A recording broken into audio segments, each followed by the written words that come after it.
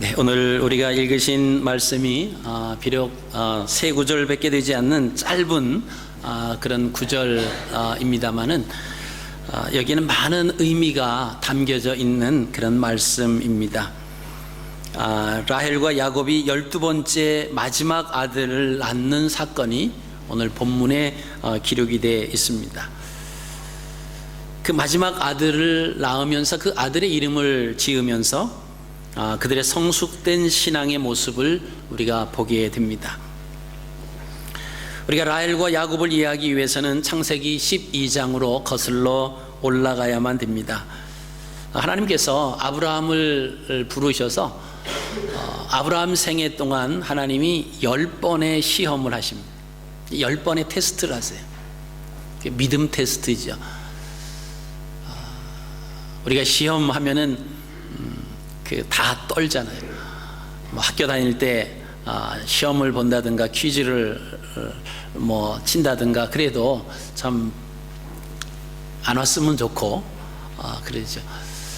우리가 성경 공부할 때에도 이렇게 마치고 나면은 성장반, 제자반, 사역자반 하면은 시험 치른다 그러면은 안 왔으면 좋겠고 어떻게든지 제 마음을 돌려서 시험을 좀 안 볼까 하고 많은 그 지혜를 모으시잖아요. 매번 헛수고지만 그 시험, 이 테스트라고 하는 것이 사실 좋아하는 사람은 없습니다.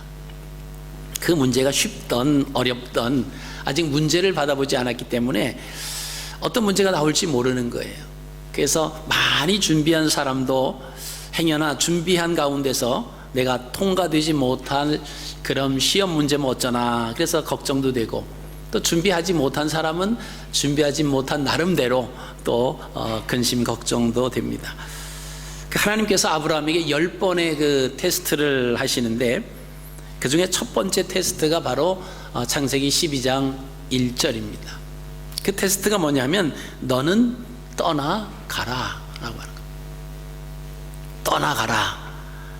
떠나가라고 하는 것이 그렇게 어렵습니까? 라고 우리가 생각할 수 있을 수 있습니다만은, 그러나 지금 이 아브라함이 처해져 있는 그 상황, 그가 살고 있었던 그 시대에서 떠나가라 라고 하는 말씀인데, 너는 너희 친척 본토 아비 집을 떠나가라 라고 하는 겁니다.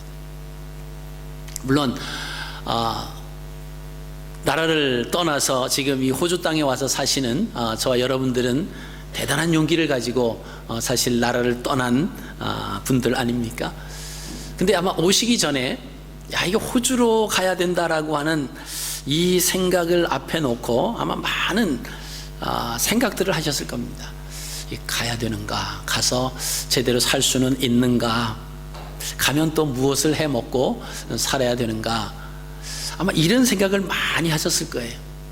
근데 혹시 여러분들 중에서 내가 호주에 가서 정말 가서도 하나님을 잘 믿을 수 있을까? 내가 신앙생활을 못하면 어떻게 되지?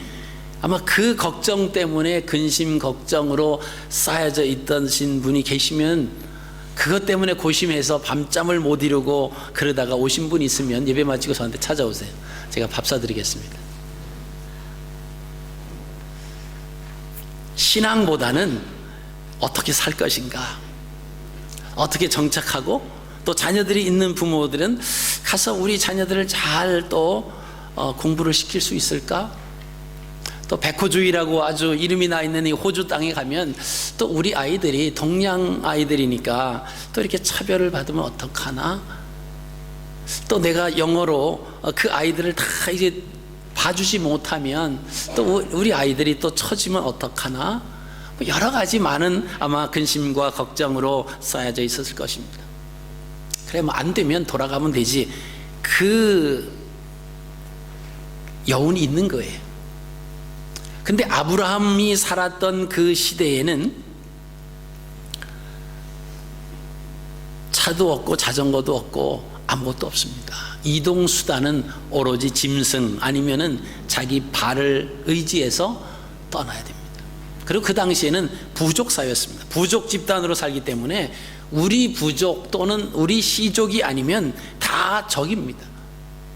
그럼 적군이 나타나면 반드시 죽여야죠. 그래야 우리 이 부족이나 시족의 정보가 누출되지 아니하고 또 스파이로 왔을지 모르니까, 그래서 자기네 이 종족이 아니면 다 죽이는 그런 시대에 하나님께서 아브라함을 향해서 내 본토, 아비, 친척, 집을 떠나가라.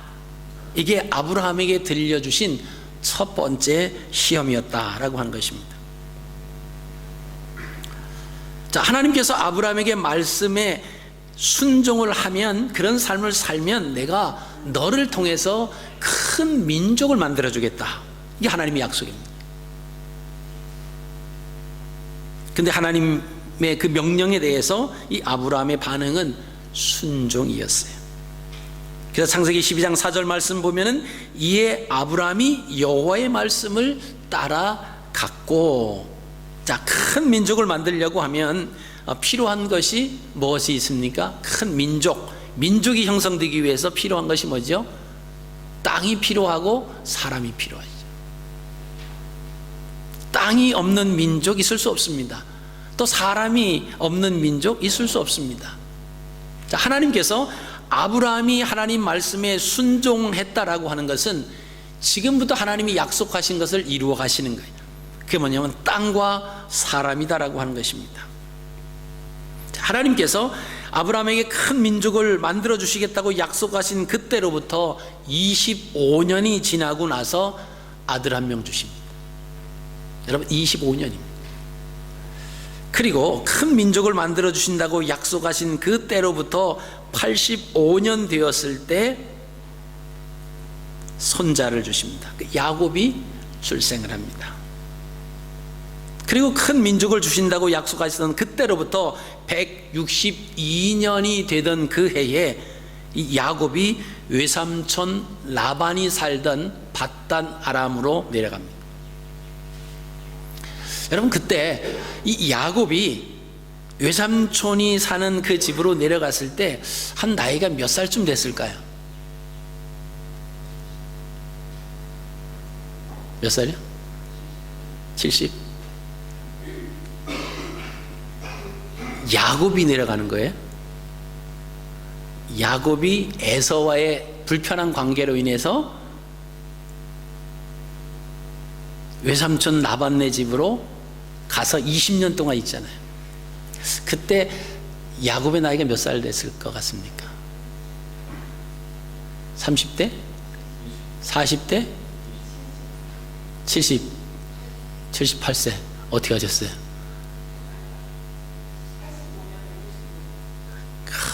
수학을 전공하셨나요? 77세였습니다. 77세에 내려가는 거예요.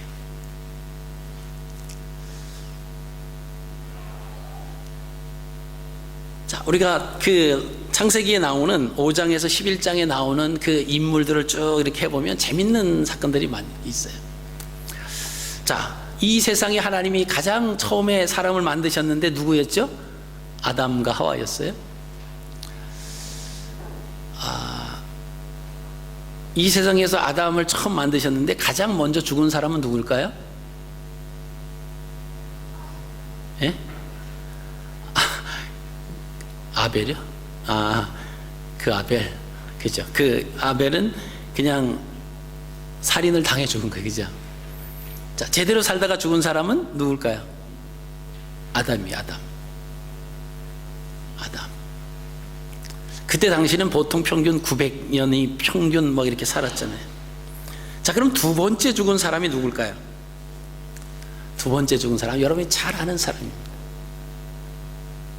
여러분이 뭐 만나보지는 못했지만 성경에서 잘 아는 사람이에요. 누굴까요? 두 글자예요. 시중 아니에요. 진우 아닙니다. 누굴까요? 에녹이 몇 살 살았죠? 65세에 아들을 낳습니다. 그 아들이 성경에서 가장 오래 산 아들이 사람이에요. 누구죠? 무두셀라를 낳고 에녹이 300년간 하나님과 동행합니다. 어떻게 보면 뭐 죽은 건 아니지만 그래서 365세를 이 땅에서 살고 이 땅을 떠납니다.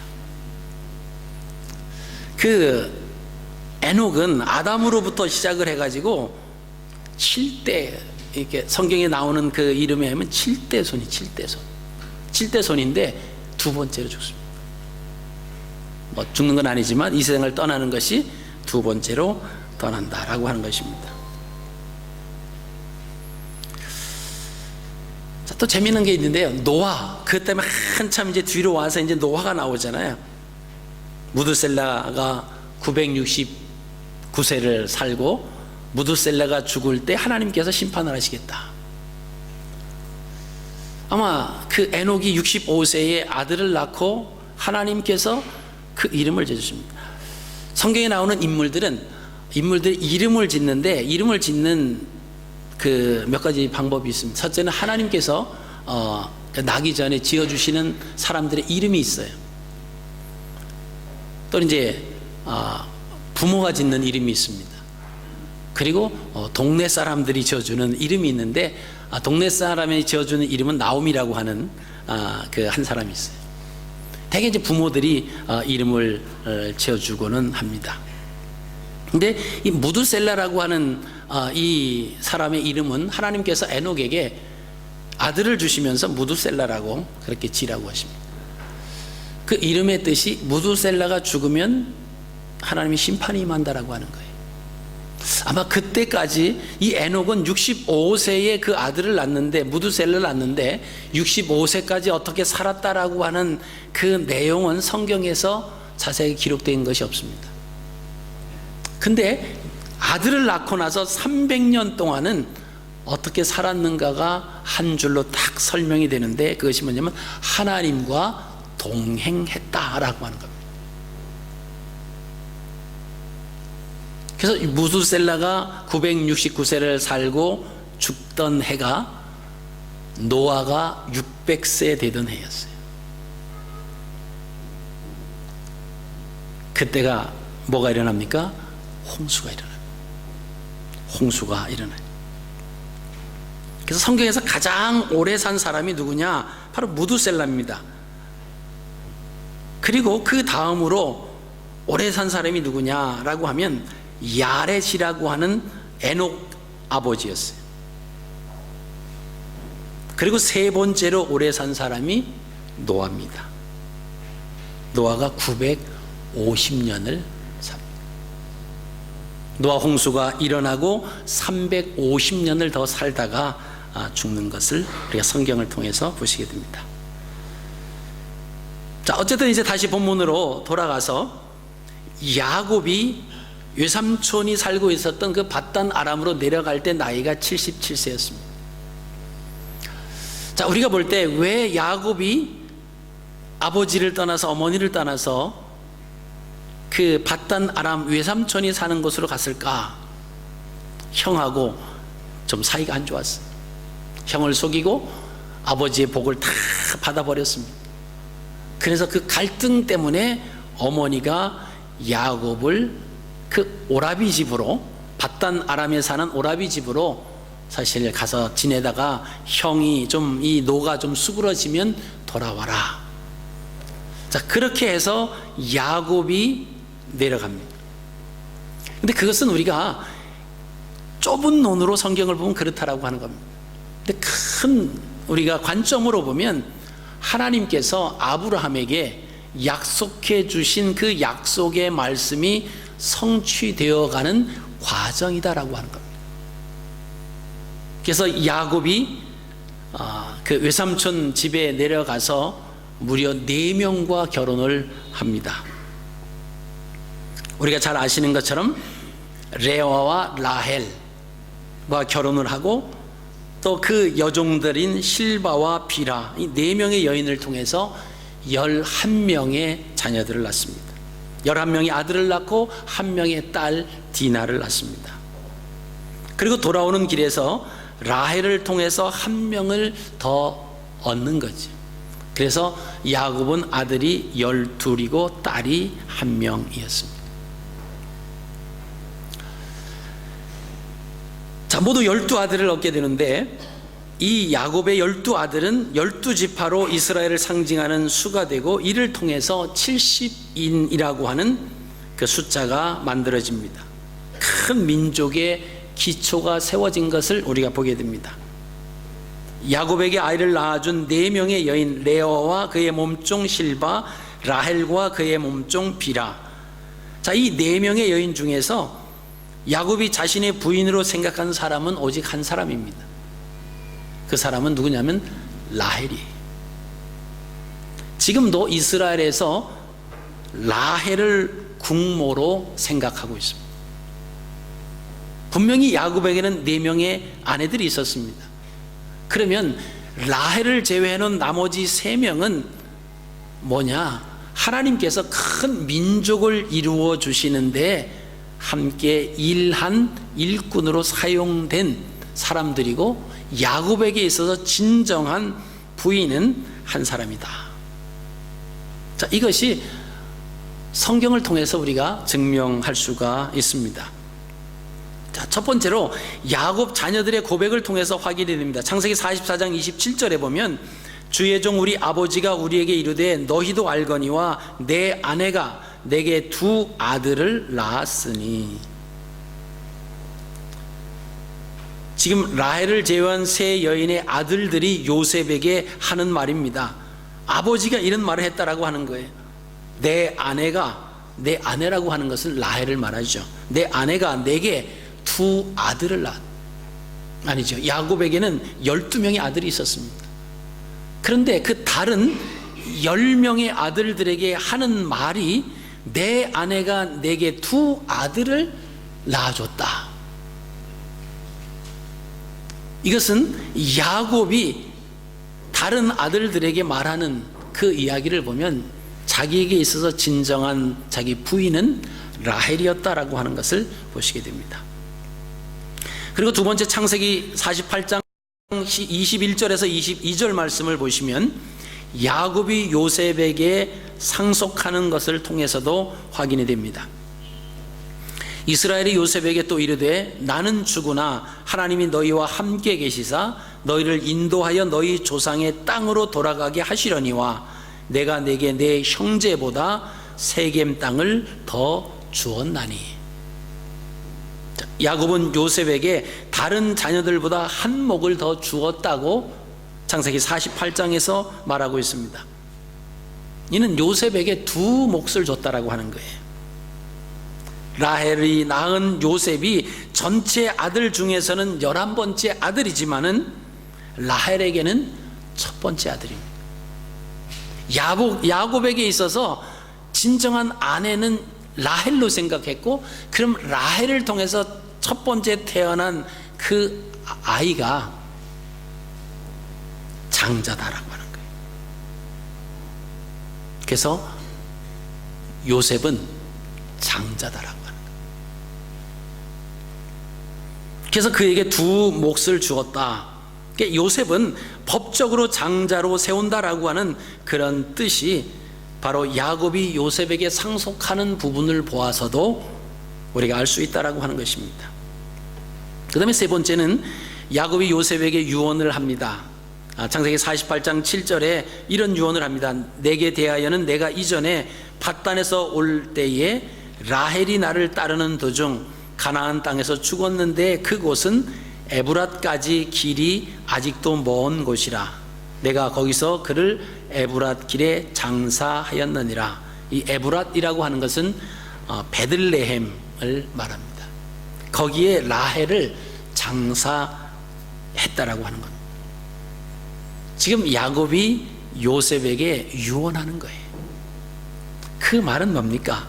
내가 죽을 때가 다 되었는데 내 아내이자 요셉의 어머니 라헬의 묘가 가나안 땅에 있다라고 하는 것을 지금 상기시켜주고, 그리고 내가 그 가나안 땅에 죽어서 아내가 묻혀있는 그 땅에 가야 한다라고 하는 것입니다. 그러니까 너희가 이곳을 나갈 때 나를 데려다가 내 아내가 묻힌 그 가나안 땅, 그 에브랏에 함께 묻어줘야 된다. 누구에게? 장남에게 지금 유언합니다. 그 장남이 요셉이다라고 하는 거예요. 자, 오늘 본문 16절 말씀을 보시면은 이제 이 야곱이 베델에서 출발을 합니다. 자, 베델에 도착하기 전에 숫곳이라고 하는 곳에서 자기 중심적인 삶을 사는 것을 봅니다. 20년의 세월이 지나고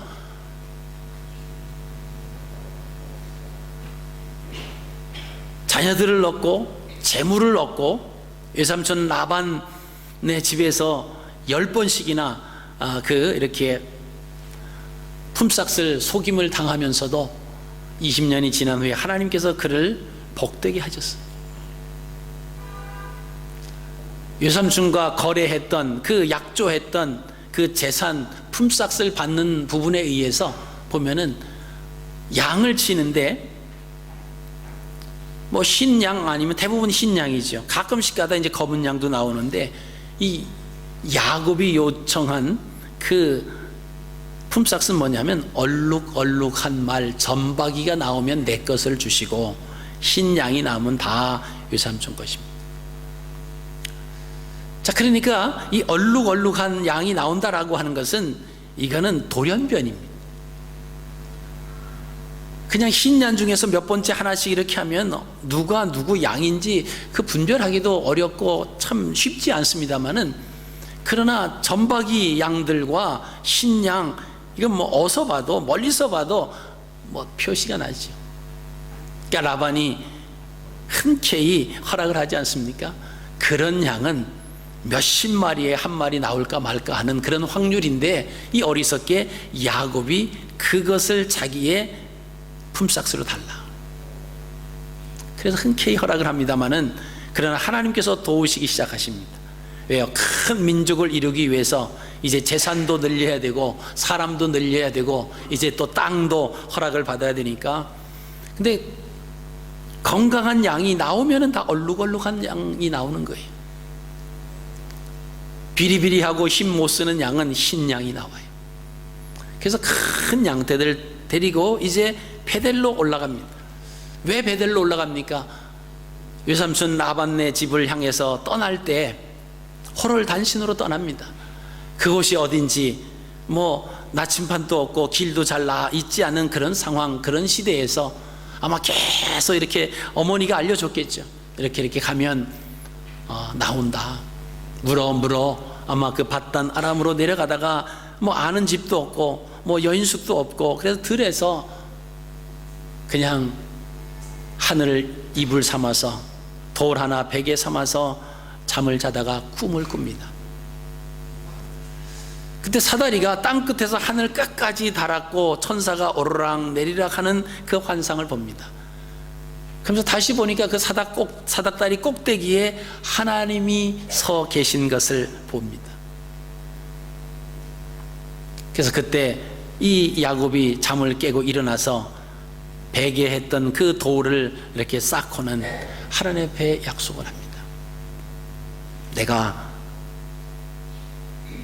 건강하게 부자가 돼서 다시 돌아오게 하면 내가 하나님 앞에 이 돌베개 베고 잔 이 돌을, 이 있었던 여기를 하나님의 전으로 하겠습니다. 그 말은 하나님 중심으로 살겠습니다 라고 하는 그 고백입니다. 그리고 소득의 10의 1을 하나님 앞에 드리겠습니다. 그렇게 꿈을 꾸고 꿈을 깨나서 그런 하나님과 약속을 하고 20년간 외삼촌 집에서 살았는데 정말 큰 거부가 됐어요. 이제 아버지 집으로 돌아갑니다. 아버지 집으로 돌아가는 중에 가야 할 곳이 바로 베델이라고 하는 거예요. 베델은 원래 숫곳이라고 하는 이름이었는데, 이 야곱이 하나님을 만나고 나서 그곳을, 숫곳을 벳엘이라고 이름을 바꿉니다. 벳엘이라고 하는 것은 하나님의 집이다 라고 하는 뜻이에요. 하나님을 만났으니까 그곳을 내가 하나님의 집으로 만들겠다, 그렇게 헌신하고 다짐했으니까 그곳이 숫곳이 아니라 벳엘이 됐어요.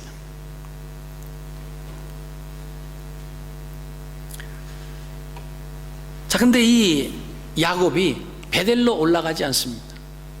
가다가 이제 형을 만나서 또 형을 만나기인데 상당히 이제 두려웠죠. 두려웠는데 형하고 잘 화해를 하고 또 하나님이 개입해 하셨습니다. 같이 가지 아니하고 베델로 올라가지 않는 가운데서 머뭅니다. 거기에서 사건이 하나 터지는데 딸 디나가 그 강간을 당하는 그런 어려운 일을 당하게 됩니다. 그리고 다시 정신을 차려요. 아, 내가 베델로 가야 되는데 그 베델로 가지 못해서 이런 일을 만났구나. 그리고 다시 모든 그 우상들을 버리고 베델로 올라갑니다. 자, 베델로 거의 가는 그 입구에서, 그 베들레헴 입구에서 라헬이 죽게 됩니다. 아들을 낳는데 그 아들을 낳으면서 죽었어요. 이 어머니가 죽어가면서 그 낳는 아들의 이름을 지어줍니다. 자, 이 히브리 사람들은 하나님께서 이름을 지어주고 대부분 부모들이 지어주고 그런다고 했습니다. 뭐 장명소 가서 짓거나 그러지 않아요. 근데 이 어머니가 이 아들을 낳으면서 이 산파가 와서 야, 내가 또 아들을 낳았다 오늘 그러잖아요. 또 아들을 낳았다. 그 큰아들이 요셉이잖아요. 또 아들을 낳았다. 자, 이렇게 하니까 이 어머니가 이름을 줘줘요. 베노니. 자, 베노니다라고 하는 그 이름의 뜻은 뭐냐면 슬픔의 아들이라고 하는 뜻입니다. 아니, 어머니가 아들을 낳으면서 아들의 이름을 아니 어떻게 그 슬픔의 아들이라고 지어줍니까? 아마 이것은 라헬의 생각이 반영이 된 것 같아요. 이 아들을 낳고 자기는 죽는데 그러니까 슬픔의 아들이다. 무엇과 연관을 시켰냐라고 하면 교육과 연관되어진 이름입니다. 원래 라헬이라고 하는 이름의 뜻은 암양이라고 하는 거예요. 첫 아들 요셉을 신앙적으로 이 라헬은 잘 훈련을 시켰습니다. 교육을 시켰습니다. 그것이 창세기 37장 2절에 보면은 당시 라헬을 제외한 세 여인에게서 교육받은 아들들은 악한 것을 선택하며 살아가고 있었습니다. 그러나 라헬에게 교육받은 요셉은 선을 선택하면서 정직하게 살았습니다. 여러분, 이것은 그 어머니들의 교육의 영향이다라고 하는 거예요. 자, 그런데 이제 라헬이 죽어야 되잖아요. 아들을 낳으면서 죽는데 이 아들을 누가 교육시킬 거냐? 그 당시에는 어머니들이 자녀들 교육을 그렇게 시켰습니다. 그럼 이 아들이 낳는데 이 슬픔의 아들이에요. 자기가 죽고 나면 10명의 그 아들들, 다른 세 여자를 통해서 낳은 그 아들들처럼 악을 선택하며 살 것이 뻔하기 때문에 내가 교육을 시켜야 되는데 교육을 시켜주지 못하고 죽는 그런 마음에서 이름을 베노니 이렇게 지었습니다. 아마 이 라헬은 자신의 이름의 의미대로 하나님과 자신의 관계를 목자와 양의 관계로 아마 생각을 했습니다. 이는 아비의 양을 칠 때에 이 라헬은 터득을 한 거예요. 양은 목자의 도움 없이는 살아갈 수 없는 것처럼 라헬은 하나님의 도우심이 없이는 살아갈 수 없다라고 하는 생각을 가지고 살았습니다. 그러니까 아들 요셉에게도 이렇게 교육을 시켰는데 이 두 번째 난 아들은 그런 교육을 하나님 살아계시며 하나님 중심으로 살아간다라고 하는 이 교육을 내가 시키지 못하고 죽으니까 슬픔의 아들 베논이 그렇게 이름을 지어주고 죽습니다.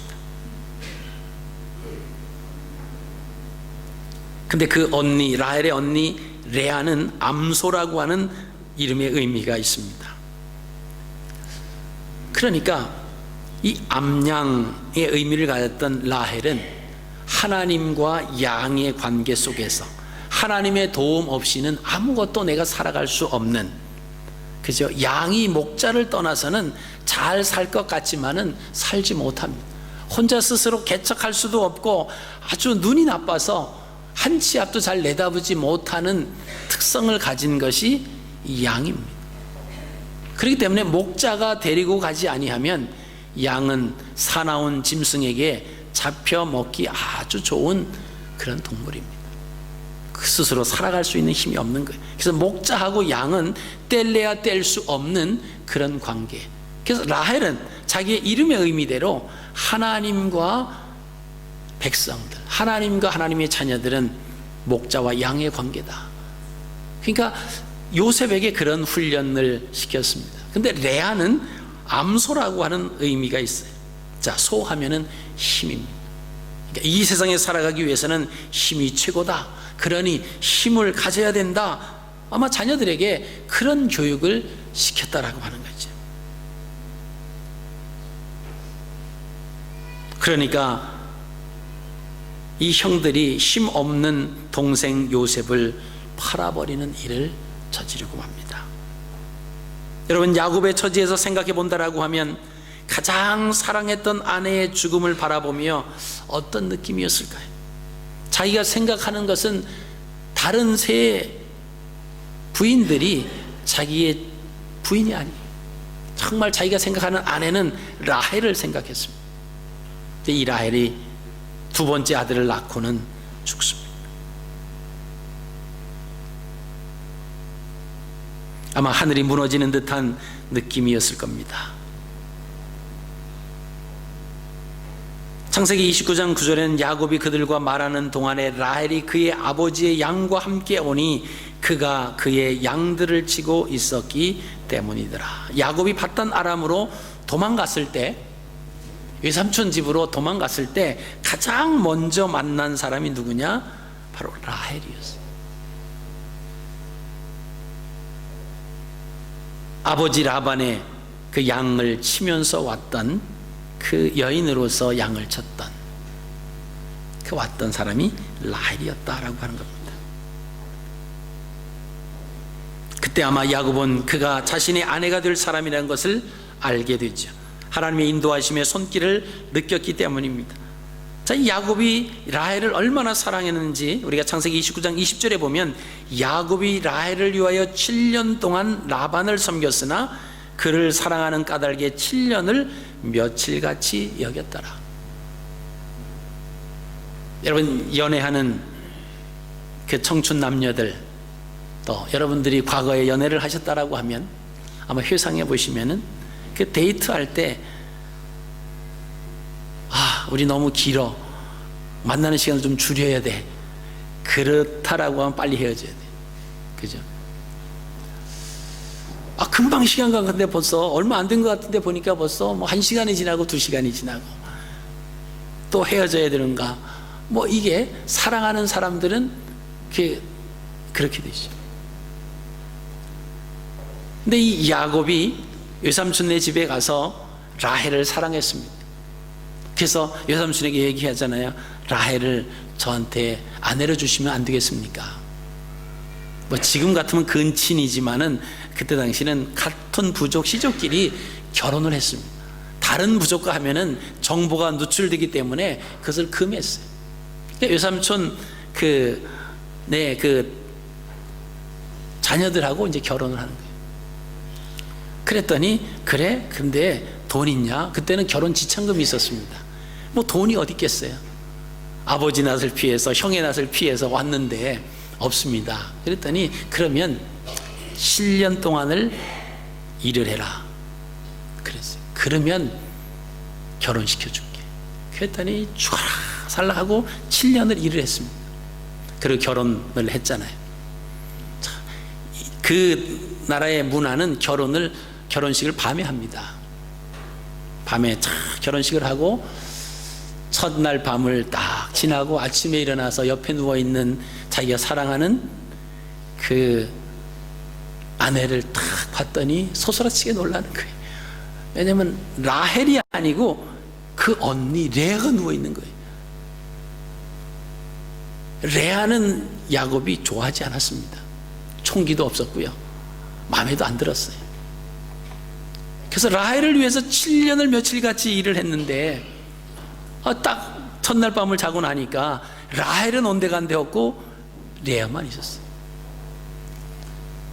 여러분, 결혼을 밤에 이렇게 하고는 뭐 그 당시에 뭐 전기가 있었겠습니까? 불이 있었겠어요? 그냥 흰방 꿀에서 자는 거예요. 아침이 돼서 보니까 레아였습니다. 유삼촌 찾아가서 막 따졌더니 유삼촌이 근데 우리 지방에서는 추월이 없어. 추월할 수가 없어. 언니를 제끼고 동생이 먼저 시집 가는 거는 그런 건 있을 수 없다. 내가 만약에 라헬을 정말 원한다라고 하면 앞으로 7년을 더 일해라. 그러면 라헬도 줄게. 여러분, 그래서 14년을 사실은 무보수로 두 여자를 얻기 위한 몸으로 때운 기간이 14년이었습니다. 자, 그렇게 사랑해서 얻은 그 아내가 지금 죽었다라고 하는 거예요. 그리고 사랑하는 아내가 죽으면서 아들을 낳으면서 아들의 이름까지 지어줬잖아요. 여러분, 그 이름을 바꾸고 싶겠습니까? 보통 같으면 바꾸지 않지요. 왜? 아내가 죽으면서 마지막 유언과 같은 그 이름을 지어줬는데 그 이름을 바꾸지 않습니다. 근데 이름을 베노니에서 베냐민으로 바꿉니다. 아내가 죽으면서 마지막으로 지은 아들의 이름을 야곱이 바꾸었다라고 하는 겁니다. 자, 베냐민이라고 하는 것은 오른손의 아들, 선택받은 아들이라고 하는 뜻이에요. 그 아들을 낳다가 사랑한 아내가 죽었습니다. 슬픔의 아들이라고 하는 이름을 져줬는데 이 남편이 야곱이 오른손의 아들, 선택받은 아들, 이런 이름으로 바꿨습니다. 자, 이 이름을 바꾼 그 의미를 보면 이것입니다. 잃은 것보다 얻은 것이 더 많다라고 하는 의미예요. 슬픔의 아들이 아니라 오른손의 아들, 오른손이라고 하는 것은 능력을 의미합니다. 오른손의 아들, 선택받은 아들, 그래서 베냐민, 베노니가 아니고 베냐민 이렇게 바꿉니다. 여러분, 이것이 신앙의 성숙함입니다. 야곱의 고백을 보면은 우리가 참으로 대단스럽고 존경스럽습니다. 어떻게 이런 고백을 할 수 있을까? 우리가 살다가 보면 가진 것 중에 하나, 지극히 작은 것 하나를 잃어버린다 해도 모든 것을 잃어버린 것처럼 우리가 생각합니다. 그래서 하나님을 원망하고 사람을 원망하고 그렇게 살아갑니다. 이런 상황에서 야곱을 보면 모든 것을 다 잃어버렸다 해도 지나친 말이 아닌데 아내가 죽었음에도 이런 고백을 합니다. 잃은 것보다 얻은 것이 더 많다. 여러분, 한번 따라해 보실까요? 잃은 것보다 얻은 것이 더 많다. 이게 야곱의 고백이에요.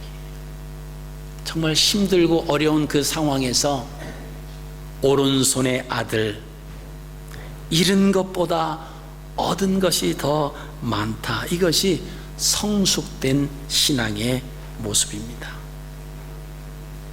여러분, 우리가 모든 상황 속에서 하나님의 주권을 인정한다라고 하면 내가 눈앞에 펼쳐지는 이 상황, 힘들고 어렵고 아무런 방법이 없는 것처럼, 모든 소망이 다 사라진 것처럼 느껴질 때 슬픔의 아들 베노니에서 베냐민, 잃은 것보다 얻은 것이 더 많다라고 하는 이런 고백을 할 수 있다라고 하는 것은, 이것은 하나님을 향한 그 마음이 있을 때 가능하다라고 하는 것입니다. 하나님부터 얻은 것이 사실은 우리가 뒤돌아보면 너무나 많이 있습니다. 근데 우리는 하나님께로부터 얻은 것이 없는 것처럼 그렇게 생각하다 보니까 조금만 부족해도, 조금만 모자라도 하나님을 향해서 원망하지 않습니다. 불평하고. 근데 그 원망과 그 불평이 결국은 자기 자신을 삼켜버린다라고 하는 사실을 우리가 아셔야 돼요. 하나님 살아계시고 하나님 역사하시니까 하나님 모든 것을 보고 듣고 아시는 그 하나님께서 내가 되어지는 이 상황 하나님이 보고 계셨으면 그것으로 끝이에요. 왜? 하나님 아시고 계시거든요. 우리 어린아이들이 그러잖아요. 같이 형제들끼리 자매들끼리 놀다가 뭘 잘못하면 뭐라 그러죠? 엄마한테 이른다, 아빠한테 이른다 그러잖아요. 왜? 엄마 아빠가 이 사실을 알면 누가 잘못 잘했는지 엄마 아빠가 해결해 줄 거다라고 하는 거예요. 그게 두려워서 아니야 이러지 마 그러고 막 얼레기도 하고 막 그러잖아요. 근데 우리가 믿는 하나님은 보고 듣고 모든 것을 아시는 하나님이세요. 여러분, 우리가 그것을 인정한다라고 하면 우리가 이 땅에 살아가면서 때로는 조금 어려운 일, 억울한 일, 손해보는 일, 여러분 그런 일들을 우리가 만날 수 있습니다. 그럴 때 마음을 넓게 하십시오. 슬픔 가운데 잠겨 있는 것이 아니라 하나님을 생각하시면서 하나님 모든 것을 보고 듣고 아시는 하나님께서 이 형편을 다 보고 계신 줄로 믿습니다. 하나님, 이 가운데서 내가 이 상황에서 빠져서 슬퍼할 것이 아니라 하나님 아시기 때문에 이제 저는 이 가운데서 떠나서 기뻐하며 하나님을 기대하며 하나님의 역사하심을 기도하는 그런 사람이 되겠습니다. 여러분, 이런 모습이 우리 안에 일어나야 됩니다. 이것이 믿음의 힘이고 이것을 하나님을 믿는, 하나님을 섬기는 사람들의 모습이 이런 모습으로 나타나야 된다라고 하는 겁니다. 그렇지 않고 조금 불편하고 어려우면 원망하고 막 불평하고 이런 것은 믿음이 없는 사람과 똑같다라고 하는 거예요. 그럼 우리가 신앙생활 한다라고 하는 하나님의 자녀로서의 다를 바가 없다라고 하는 겁니다. 여러분, 이런 모습들이 우리 안에 없으니까 세상 사람들이 손가락질하는 거예요. 예수 믿는 것들, 기독교를 개독교라고 하고, 저는 그런 말을 하고 막 그렇게 겁없이 그렇게 말하는 사람들이 또 저는 한편으로 불쌍합니다. 하나님 모든 것을 보고 듣고 아시고 계신데 어떻게 감당하려고 그런 막말을 하는지 안타깝죠.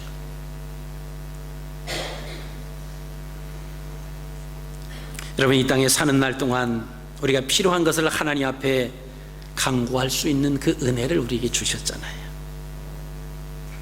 우리가 다 부족한 많은 그런 가운데서 하나님이 지금까지 우리가 지내오면서 하나님 같이 많은 은혜로 보살펴 주셨습니다. 그리고 복을 내려주셨어요. 자, 그렇다라고 하면 잃은 것보다 얻은 것이 더 많다라고 하는 이 야곱의 성숙된 이 믿음이 우리 안에도 일어나야 된다라고 하는 것입니다. 야곱과 같은 성숙된 신앙인의 모습으로 살아갈 때 어떤 상황 속에서도 원망과 불평의 삶보다는 감사하는 사람, 하나님의 은혜를 생각하며 지금까지 내가 하나님의 은혜로 지내온 것을 생각해 보면 감사할 수밖에 없죠. 그럼 우리의 삶이 기쁨이 되는 겁니다. 그리고 평안한 마음으로 살아갈 수 있죠. 우리가 근심하고 걱정하고 염려하고 화내고 불평하고 원망한다고 그런 문제들이 해결되는 것은 하나도 없습니다. 내 자신만 계속 내가 그런 생각을 하고 그런 말을 내뱉고 그러면서 오히려 내 심령이 상처를 당하는 거예요. 그렇죠? 불평스럽고 화가 나고 다른 사람 알아주지 않습니다.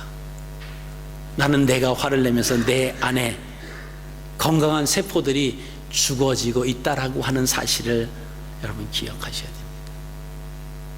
우리가 억울한 일이 있다고 그것을 내가 해결하려고 하기보다는 하나님 앞에 간구하고 하나님께서 일하심을 바라보겠다라고 하는 그런 마음을 가지고 우리가 살아가야 될 줄로 압니다.